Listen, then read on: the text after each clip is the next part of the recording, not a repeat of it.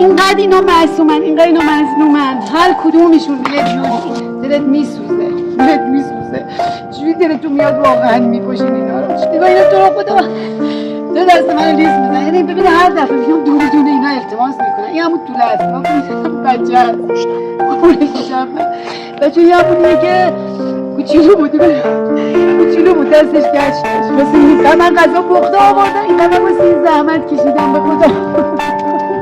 من واسه این زحمت کشیدم. این کاری خیلی کوچولو بود جانم. میشه واسه خانم‌های ما دعا کنی؟